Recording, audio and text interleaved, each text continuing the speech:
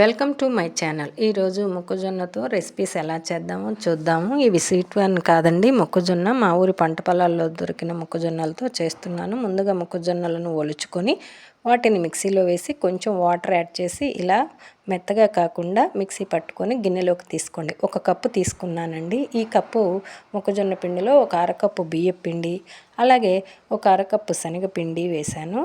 మనం ఇప్పుడు పకోడీలాగా వేసుకుందాం. అందులోకి జీలకర్ర వేశాను. జీలకర్ర తర్వాత ఒలిచి పెట్టుకున్నటువంటి మొక్కజొన్న పొత్తులను కూడా గింజలను వేశాను.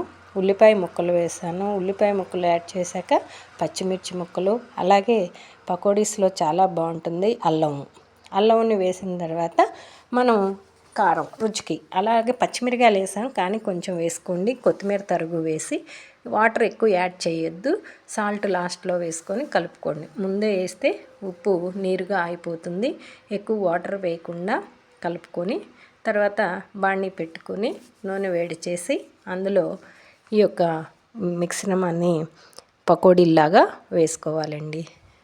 మనము ఇవి మొక్కజొన్న కండలకి డైరెక్ట్గా మందుల్ని స్ప్రే చేయరు కనుక వాటికి ఉన్నటువంటి పీల్ వల్ల మందు పడదు. ఇవి చాలా ఆరోగ్యానికి మంచిది. కొంతమంది శనగపిండి గ్యాస్ వస్తుంది అంటారు కదా, అలాంటి వారు ఇలాంటి రెసిపీస్ చేసుకోవచ్చు. వెరైటీస్ చేసి పెడితే పిల్లలు కూడా చాలా ఇంట్రెస్ట్గా తింటారు. ఏ సీజన్లో తిరిగే ఫ్రూట్స్ అయినా వెజిటబుల్స్ అయినా ఆ సీజన్లో ఎక్కువగా తినాలని మన పెద్దవారు చెప్తారు. ఇవి హెల్దీ అండ్ టేస్టీగా ఉంటాయండి. చూసారు కదా, పకోడీ రెడీ మొక్కజొన్నతో. మీకు నచ్చితే చేసుకోండి. అలాగే అదే ఇంగ్రీడియంట్స్, అదే మొక్కజొన్న పిండి మిక్సీ కొంత పక్కన పెట్టాను మీకు ఇంకొక రెసిపీ చూపించడానికి.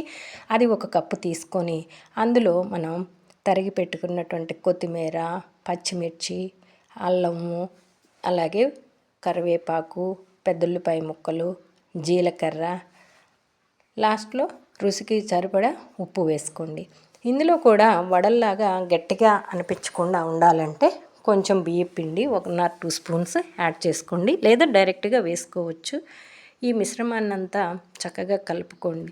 కలుపుకున్న తర్వాత బాణీ పెట్టేసుకొని మనము వడల్లాగా చక్కగా ఒత్తుకొని ఆ నూనెలో వేసుకోండి.